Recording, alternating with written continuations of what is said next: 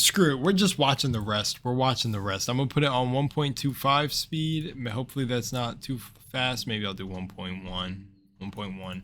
And I'm going to turn it up and we're going to sit here and just hop straight in. Like...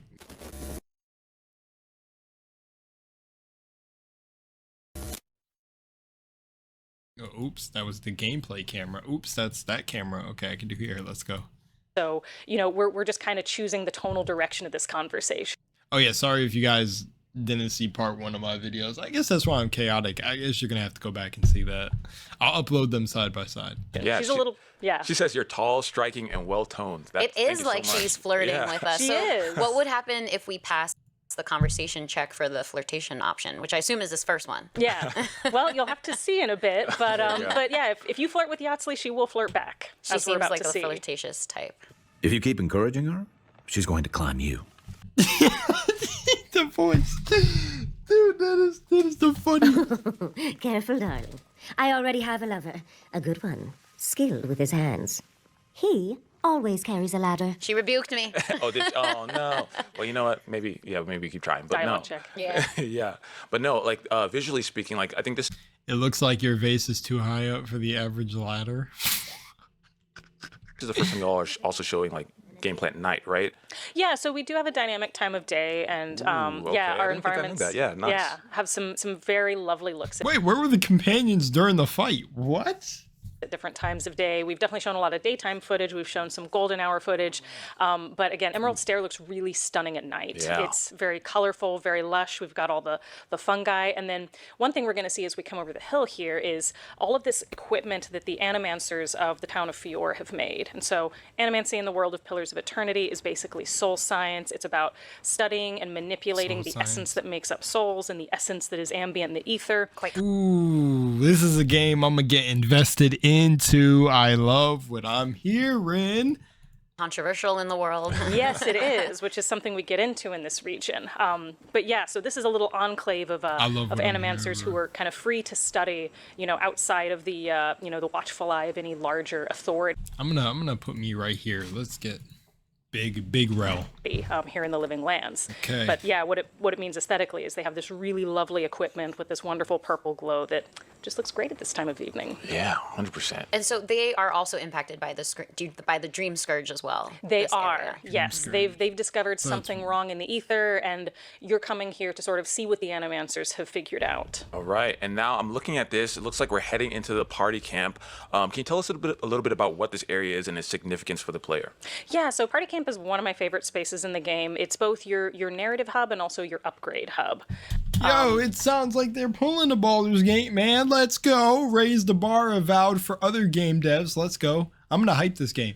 This is going to be the one game where I take back what I say, and by keeping the bar low, my expectations are high. Let's see it hit all of them. We can see. If not, it's still, dude, it still looks like they put work into this. I'm liking this. I needed a game like this. Third person, yeah. Yes, we do have third person. A lot of the footage we're going to see today is in first person, but we do have a third person option for players who prefer it. But yeah, in Party Camp, that's where you'll get to know your companions better. You can kind of get to know their backstories and sort of, get to know them better as individuals. You can also hear them getting to know one another through their banters at camp, which is... That's cool.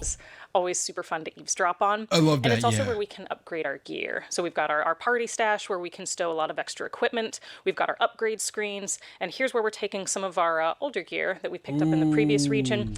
I don't know about y'all. I'm kind of messing with the UI. I actually like the way this UI looks. And we're going to upgrade it so that we're better equipped to fight the enemies here. Yeah, Sporlings. Yeah, exactly. Coming back. Oh, We're going to be way better. But I want to touch back on what you said fine. around the banter around with your companions. I've always found that, like, in those kind of camp areas and in games just in general, like, that's where I love. Yeah. And I love that you all are including banter between the other companions. Yeah, because that makes it feel more alive. Like, Mm-hmm. you're just listening to the banter. But is there conflict between some of the companions? They have their different dynamics? takes on the Dream Scourge and like what you should do with it. Exactly. So what can we expect to hear when we're listening, eavesdropping in on the banter?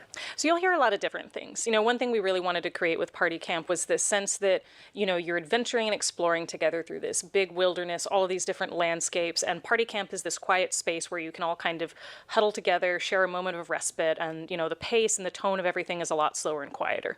So some of the banter is going to be kind of quirky and fun as the these characters get to know each other and kind of dig into their different personalities, their different eccentricities. Some of it's going to be a little more. I love some of the dialogue I'm seeing. Hello, I'm right here. I'm short, not stupid. Somber as they, kind of reflect on Best I'd pack up. I want to go home. I have a new artist. different events that y'all have seen, different things y'all have gone through together. And then, yes, as you get to harder decisions in the game, there are going to be moments of conflict where they disagree on what the right course forward is, or they disagree on maybe actions that you've taken up to this point, and they're kind of hashing it out with one another. So it's really just where these characters get to come to life a lot more. So hopefully, again, that this system is like, just what I want to say is hopefully it's refined, because I think one of the most annoying things in the game with like the characters' relationships You're gonna be judged. is you like, I trust Obsidian to do this. I'm not gonna lie, I do trust them. That like you're not going to make a choice and then like out of nowhere it's just this huge distasteful, this character dislikes whole big decision. Like, give a little bit of tells in the game. I mean, if it was more realistic, it would be, depending on who you are and your level of discernment in real life, it'd be hard to tell somebody's feelings on the choice you made. Maybe they can hide it, which that would be more innovative in a game that had you make choices. Like, someone goes, oh no, fine, it's fine, you make your own choices, and then they put that this character was like weary about your decision, and then you realize, oh shit, they probably actually disliked that, or kind of made you, ooh, that's like the next level, that's like getting a realistic interaction with the players and their companions and the world too, with certain NPCs. But that's a big thing for me, just not automatic, at least from when it gives you the choices to how to respond to them, not clearly being like, okay, this is the legit, like this is going to sound like a more like an angry choice, this is probably going to piss the character off, this like, for that could be for you to remember. Do y'all kind of get what I'm saying? Like, it's like, okay, the Gale situation. I think that's the best one. Or was it Gale? I think it was Gale. I'm thinking of Slave Knight Gale because of Dark Souls, because I'm getting back into Elden Ring. But I think in Baldur's Gate 3, it's Gale, the wizard. Yeah, Gale, yeah. Is it Gale or is it not Gale? But you said like one thing, and then next thing you know, like you talked to him at camp, and they nerfed it back a bit with the companions being so thirsty. But not at the time that I played Baldur's Gate, because I played it right on launch. But but like you said one thing, and next thing you know, this dude is trying to already stuff his magic up your throat, down your throat, up your ass. You get it? He was already at your neck with being hot and bothered and mystical. and it's like, hopefully in this, like, you'll get straight tells if characters coming on you, because I don't know if there's like character relationships like that in this, like if you're gonna be able to get with the characters. But hopefully, like, you don't talk to a character that, in a certain way, and then you act like, you say like you agree to something but it doesn't sound too crazy.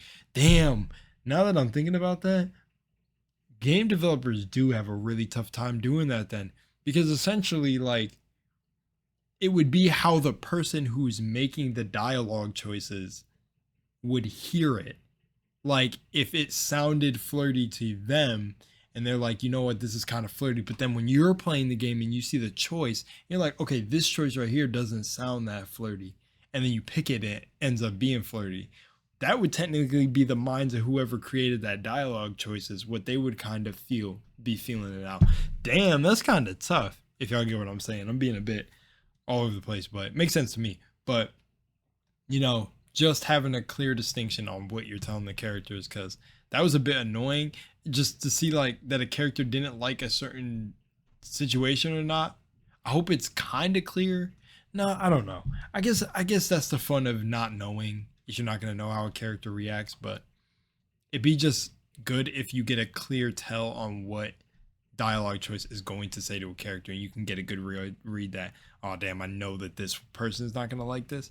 But then that's also you getting immersed in the game and kind of paying attention to each character's likes and dislikes. It's not a big thing, it's just an immersion thing. Because I'm a controversial king. We're going to be picking some controversial decisions, so I love to see that. I love that kind of banter too, because I know in my heart the decisions I want to make, but absolutely the more connected I get to certain companions or characters, they can totally influence by their judgment, that's their a good point. whole judgment. Yeah, so I'll Yeah. sometimes, start to actually take that into account. I love the party camp moments, sitting by Yeah, it's a big thing. That's how I talked about it. It is a big the thing. campfire, and certainly getting stronger. Yeah. Which Yeah. my understanding is we're picking up some, not just upgrading some of our weapons, but also picking up some new skills, Might, which you can constitution, do in this dex, party camp kind of perception, downtime too. intellect, resolve. Yeah, so you can upgrade your Love that. skills and abilities anywhere as you level up throughout.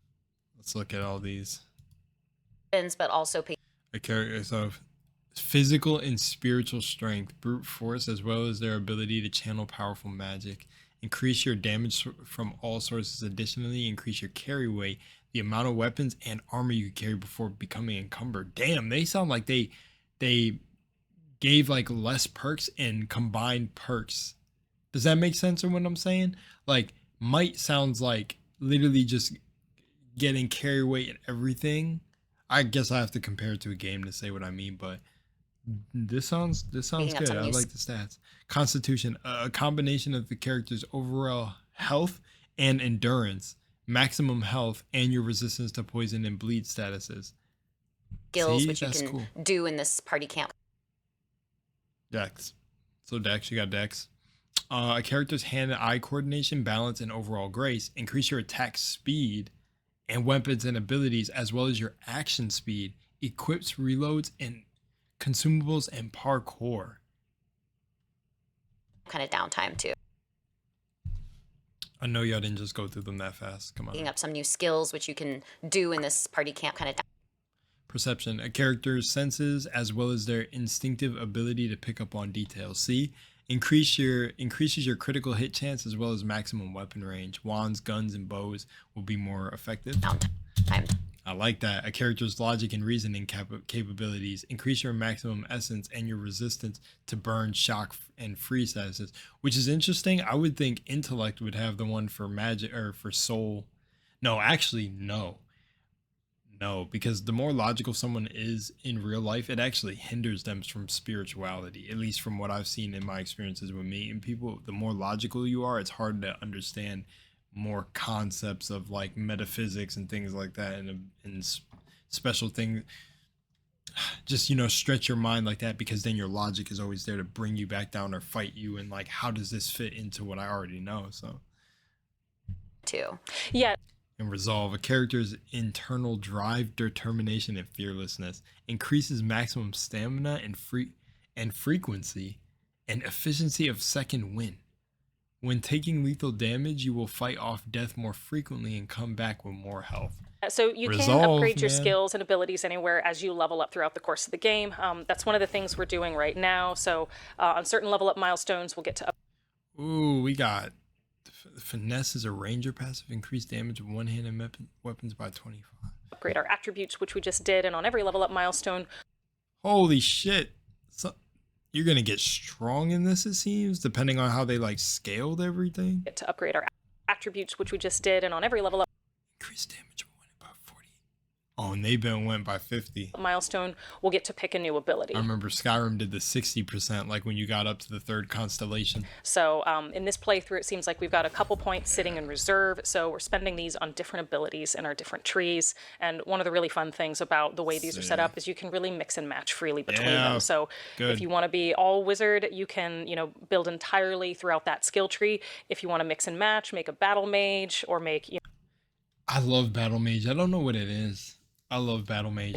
someone who can be a little stealthy in certain moments and a little more aggressive in others. You have a lot of freedom to do that. Sounds like me. I like that one. I'll Yeah, take that one. yeah. So we've seen a lot of Tanglefoot in previous trailers, and I think we just unlocked Fan of Flames, which will help us get through these brambles, right? So we're not only stronger, but now we can actually progress in the environment in Emerald Stair with a little bit more skills at our hands. Yes. Yeah, we you wanted to kidding try me, to, Terrence? as much as possible, give the different abilities that players can pick up. Actual interactability obviously in the world. solutions in combat, but also solutions in exploration. And so, Okay. there's almost always more than one way through a particular barrier, but you'll have, weapons, your own abilities, spells, weapon enchantments, sometimes even your companions who can, That's what I use was their thinking. environmental abilities to help you get through barriers like that as you build the character you want to play.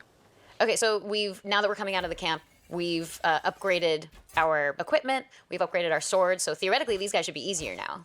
Yes, and you'll notice it's taking fewer hits to bring him down. Yep, they Get go outta here. flying. Look at him. He barely stood a chance. Yes, we've got some nice blood effects as we're slicing through them. Yeah, so is that like new animation as well? New sound effects and love the animation as you're kind of hits. upgrading your swords Yeah. and other items? Yeah, we want to make sure that players are getting clear feedback as to when their Oh, gear as is to when effective their and when gear maybe they is need to go back to camp. So it looks, it feels, it sounds different when you're playing with appropriately leveled gear. And this guy's a little different looking. What's his Yeah. deal? Little spikes. So this is a caster. So, you know, all of our enemy families will have different unit types among them. And Oh, we've that was seen a lot of these. parry. That right there was a parry. I could tell from a mile away, dude. A caster. So, you know, all of our enemy Look at families this will parry. have different unit types Oh, among them. that And we've was seen so a lot of these cool. little melee spoilings who just run at us, and it's very cute, actually. It's one of our favorite little animations on the team. But you also have these caster units that can obviously I love how everyone has like the same mind when it comes to cute little spore mushroom creatures. attack you from a distance, do quite a bit more damage. And we have a few love other the unit types that we animations. haven't met yet, but we're going to try to take this guy out because he's a little more dangerous He than was the just small casting guys. like Yeah, taking a this. few more hits than them. So when you build up enough stun on an enemy, you can kind of queue up an attack like that that does a lot of extra damage and will also, if it doesn't take them out outright, it'll at least give you some distance from them. So those are great to get if you can. Nice, and a little bit more traversal here, which I love to see. Adds that verticality that we love. That allows players to, I guess, discover new things in the game and maybe some hidden things. Exactly. Yeah, it's a Godless very face. fun mechanic to be able to build content around because, like you said, you can really reward your curious players by hiding a lot of secrets, a lot of fun, a lot of storytelling, and nooks and crannies throughout the levels. And we did just pick up that godless vase, so Yes. we've got our item that Yachtsley's been asking us You for. guys can definitely expect a whole playthrough of this game on my Yes. channel. So can you for remind us too, sure, as we're dude. looks like we're approaching her now, actually. So what we're kind of exchanging here. Oh, she's Yeah, so small. Andre's titties. Yachtsley is a scholar of the godless, and the godless are the ancient people who used to inhabit the living lands. They have been gone for many, many, many, many years, but we see their ruins throughout the different regions of the living lands. So Yachtsley studies them. They are called the godless because they are not recognized as worshipping in their art any of the gods of Aora that people know of. So she wanted this artifact as, you know, part of her studies. So even without a ladder, we were able to fetch it for her. Oh, and we just saw a quick flash of ourselves, Yeah. actually. And we are, actually, if you could explain too, because we are godlike. Yes. We are almost the opposite of Yachtsley in that way. Yes. So what does that mean in the world of, like, the universe in general? Oh yeah, like godlike and godless. And why we look the way that we look here? Sure. So in the world of Pillars of Eternity, a godlike is a member of any kith species whose soul has been touched in some way by one of the gods. Oh, let's go, You man. can play as a godlike in Pillars 1 or Deadfire. In Avowed, you are definitely a godlike. And being a godlike will manifest in a number of different ways, but one of them is you usually have a unique physical appearance that manifests in some way on your face and or head. She's the game director. Now with Avowed, Let's go. you can choose exactly what that manifestation looks like. This lichen-like growth is one of your options, but you will have some that are a lot bigger and more dramatic, and you'll also have some that are a lot subtler. You know, but either way, you have a connection to one of the gods. The thing that's unique about you is you don't know which one. And most godlikes of Aora, it's very well known, you know, which god they share a lineage with. Oh my god, Avowed was the game I was waiting for, dude. For you, it is a mystery, and that's one of the things you'll get to explore in your journey through Avowed. Yeah, and I love the customization because I think just generally speaking, people love to customize the Yeah. character they want. So maybe again, like you go a little bit more obvious here, or maybe you go a little subtle. Are we gonna see like players or not players, but like other people in the world like reacting to sort of your godlike appearance? You will, because it is very unique, and there aren't many godlikes left in the world of Aora, so you are double unique in this case. Oh, nice. Oh. I'm gonna be showing it off and be like, yeah, I'm a godlike. All right, so treat me as such. Well, so some people think that's very cool. Some people think it's very spooky. So, you know, different cultures and individuals have different ways of relating to godlike. So you might get you'll get a number of reactions. Let's go, dude. I don't know. I like how she's handling And that's the this, thing is that dude. godlikes are quite Makes me rare, happy. so they Yes. are kind of intrigued by it when they see you and they recognize that you are different. Correct. Yes. Yeah. Now Yachtsley is sending us somewhere else, right? So we've gotten her vase. She's going to return to her studies. She will join our party at some point, but not okay. right away. Okay. Yeah. So this is a quest that takes place along the crypt path in Emerald Stair. So you can tell we're still in the same overall region. So we're working with one of the animancers in the town of Fior, and he's going to help us he's going to try to help us diagnose what's going on with the living lands. But in order to do that, he needs the heart of an Odragon. And an Odragon is essentially a nymph with, sort of the skin and appearance of Audra. And he needs, the heart for the essence that it contains. So he's sent us into this glade to go retrieve this heart. This glade is inhabited by a bunch of Delimgon who, as you can see, are a lot more dangerous and a lot more aggressive than the Spoilings we encountered. For sure. Delimgon in the World of Pillars are fairly territorial, so we're kind of bringing this on ourselves. He did warn us that they wouldn't take kindly to us just marching through their territory, and we might have an easier time of it if we can avoid conflict. Yeah, but it looks like also this friggin' thing is tanky, fun. man. So in this case, we're just, swinging our sword and going on in. And you're right about them being a little bit harder to take down. We are definitely having to utilize everything in our arsenal here to take them down. Yes. And you're seeing a few different unit types here. We've also got casters. These have some very long kind of whippy arms that they can get us at a medium distance with, and a little area of effect attack. Wait, so I'm not seeing like the player character's companions. So like, do their stats like scale with you as you? Do you get like different bonuses from them being like at your camp or with you, or when you choose to travel with them? But then when you're fighting, you're actually like, it's one of those systems where you're like traveling alone. But they do eventually go down. But like you said, it takes more work. Yeah. Now we're approaching what I'm assuming is a very special character. Can you tell us a little bit about? Yeah, so this is the Delimgon Queen. She has the Odragon heart, and I'm sure she'll be super cool with how we just mowed through her followers. What could go wrong? We had to do what we had to do, right? Yeah, But yeah. hopefully she Queen doesn't. of no one now. Right, we'll take everyone out, right? Oh, let's see what she says. Uh-oh, but wait, no. Yep, she can sense what we've done, and she's not happy about it. So many of my kin are dead by your hand. The time for words has passed. It's a good thing we like fighting, because we're going to fight Delimgon. some more now. Yeah. Yep. Oh nah, those The backup things are forces have arrived, tanky, and now brother. we're in trouble. But we're going to leave that a little mystery, right? I'm assuming. I Yes, don't want to give yes. everything away. So what are we looking at here? This is us kind of respeccing kind of how our character plays, right? Yes, so if you find that you want to try out a new suite of abilities, if you want to approach a particular piece of content like this one in a different way, you can respec. And you might have seen popping up at the beginning of the screen here, there is a cost to doing so, but if you're willing to pay it, you can try out a whole new set of abilities. So what we're doing now is we're speccing into a lot of ranger related abilities, and I think a couple with The thing with respecking, maybe I don't want to say because it's like an unpopular opinion, but wizard ones as well. So the most important one of these is Shadowing Beyond, which is a level 5 ranger ability. And what that does is it gives us the ability to essentially kind of open up a rift in the here, which is the physical world, and travel through the beyond, which is kind of the invisible spiritual world, in order to move through the environment. So what this means is that as long as we don't engage you can get over to the Delimgon Queen and get a different choice in dialogue. them, these characters can't see us. And as long as we keep our essence meter up, this ability will remain active. So this one is constantly draining our essence, which is the soul energy that we use to power our special abilities and our spells. You can see we're passing some cover grass as well, so if we wanted to be a little more conservative with our power usage, we could duck into that grass, kind of watch the patrols, and avoid using this ability quite as much. But in this case, we're going to use it to get to this little safe nook right here. So if you're an expert stealther, you could possibly do this section in stealth without that ability. Just If you're with the good, grass, just just yeah. sneak it cover up the around. grass, Challenge yeah. accepted, right? Yeah. Yeah, and here we're re-upping on our potions so that Yeah, we can health build up and that essence. essence. Yeah. Exactly. So yeah, we're going to continue. And we've also found a little side route here. So again, we like to offer different ways for players to approach our I really wish they showed like getting to her and showing the difference in content. choice. Maybe they do. Especially big potential fights like the one kind of in the glade here.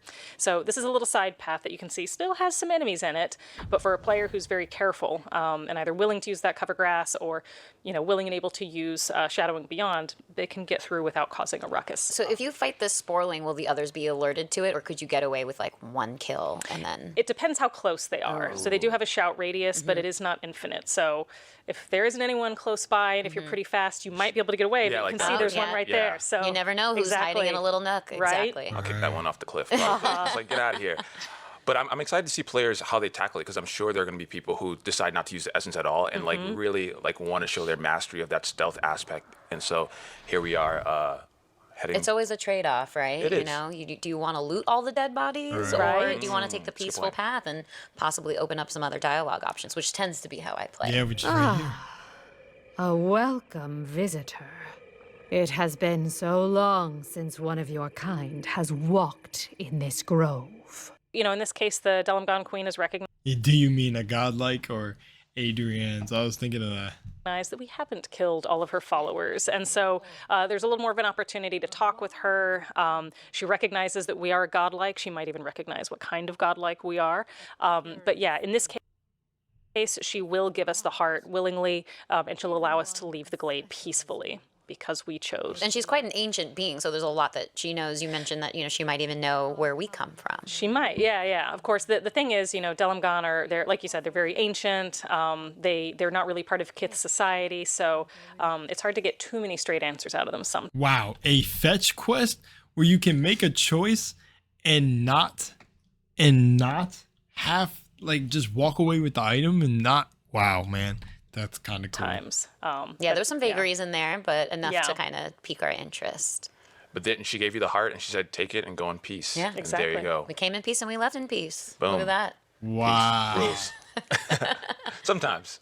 Well, I think that's all the gameplay that you and the team brought out here today. Thank you again so much. It's been so insightful and such a fun opportunity to walk through it all step by step with you. Avowed. Yeah, I mean, like we talked about it a little bit after the developer direct, but like the trailers that you all make are always so great. But then getting to like talk to you and see what the team has built and deliver, especially for the Xbox podcast, is always great to see and dive deeper into those details, dialogue options, how you tackle a game, like all those things are so important for us to see, Right, like how dude. we're going to be playing the game. Yeah, when it so much releases. detail and intricacies. But is there anything Right. else that you want to leave the audience off with before we sign off on this episode? Well, really excited for players to experience this game for themselves. Again, the team's been working really hard to just really put the rest of the experience together, get it all polished, get it across the finish line, and we're all really stoked to see how players fill that player-shaped hole at the middle of our game and what kind of role they choose for their envoy and how they choose to solve the conundrums in the living lands. Us too. I know, cannot wait. Carrie, thank you so much for stopping by. Please give the team our best and excited to see the game a little bit later on. And with that, that wraps up today's Avowed episode of the official Xbox podcast. But of course, we've got a lot of others, very special episodes for you to check out later this week. Here's the schedule, and we're looking forward to welcoming more guests and developers from around Xbox. So make sure to join us back here tomorrow. And That's cool. I'm gonna do the whole Summer Games Fest. I wonder if Avowed is on it, but that is sick. The creative director seems like she knows what's up, and that the devs know what's up. I'm honestly, somebody said respect for Obsidian, Pillars, and Avowed. Pillar Worlds go great. Avowed could be played in third person option. Let's go. This game looks better every time they show it. Yeah, nah. This looks so good. Like, this looks good. Like, this looks so good. Like, I don't know what to say. Like, I could end this last 3 minutes just saying that this is literally looks like a beautiful game.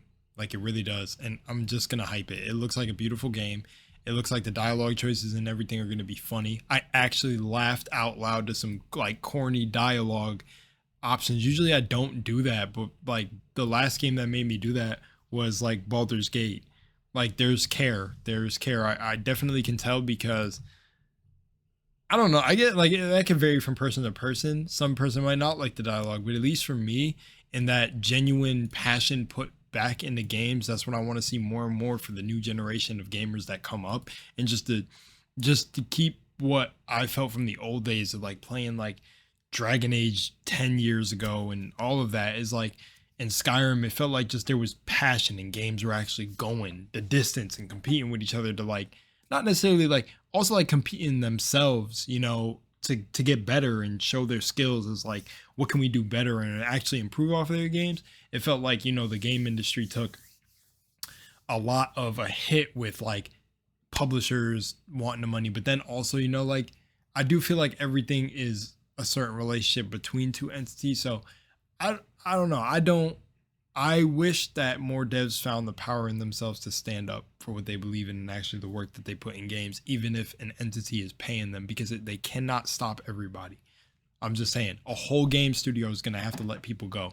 And if they did that, right, standing up for themselves, then I say the developers that were under these game studios get together and make their own studio, put the money together, you know, and just find a way. Because yeah, I don't really like the predatory practices that I see happening in games where, you know, these AAA game studios aren't really delivering. I don't know if Obsidian's considered AAA, but even if they are or if they're not, I remember people saying that they didn't like Outer Worlds was too short and things like that, and like that, you know, could have just been better with some tweaks, but the variety of player choice and everything in that and dialogue choice was very varied and heavily like intricate at the same time. I think, I can't remember, this is a while ago, but now Avowed seems like they came back to definitely deliver. Also, again, for me, I'm joking about the hairstyle, but they definitely did put the Killmonger hairstyle in Avowed. And I was like, bruh, guys, black people have a variety of hairstyles. Now, I'm just saying this. I got a mohawk right now. Again, you can go on my channel and see locks. You can see, like, I had the middle part with the locks that went down that I felt like I called them like the black version of the Leon Kennedy hairstyle, where I had the locks going like this on the side of my face. But there's, you know, there's a lot of beautiful inspirations for hair. Don't put the Killmonger. It's okay. I mean, put the Killmonger, but put everything else too. Not if you're going to include those types of twists and locks and hairstyles. Our hair is very varied, but that's the least of the thing. Honestly, I just like a good game. I don't even care. I don't even care.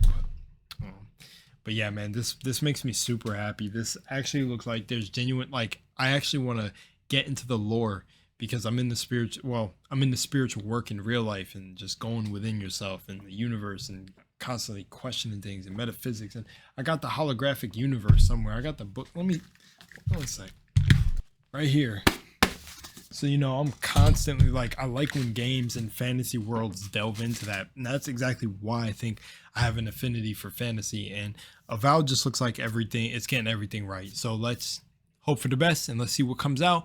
I'm still going to play through it, learn all the lore, and grind it out, even if it doesn't, like, no, it's for me, I can't even say that with what I'm seeing. It looks like it's going to deliver an experience.